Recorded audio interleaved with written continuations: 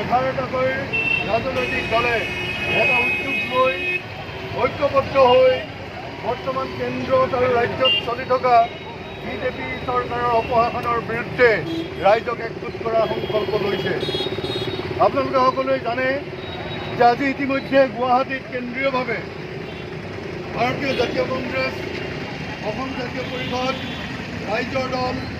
আম আদমি পাৰ্টি, আঞ্চলিক জনমৰ্চা,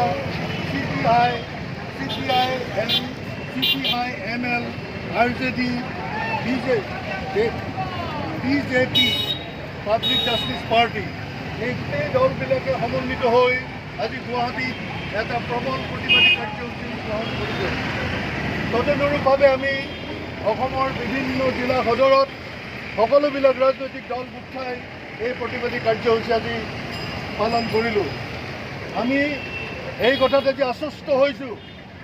যে সুদীৰ্ঘদিন ধৰি কেন্দ্ৰত আৰু ৰাজ্য চৰকাৰত যিবিলাক জনবিৰোধী নীতি, যিবিলাক মানুহৰ নিৰাপত্তাৰ বিৰুদ্ধে মানুহৰ মাজত বিভাজন সৃষ্টি কৰি বিজেপি চৰকাৰে যি শাসন চলাইছে, সেই শাসনৰ বিৰুদ্ধে মানুহৰ হৃদয়ত উমি উমি জ্বলি থকা এই প্ৰতিবাদ আজি একত্ৰিত হৈ ৰাজপথলৈ ওলাই আহিছে। গতিকে আজি এই কেওটা দলে দলৰ সদস্য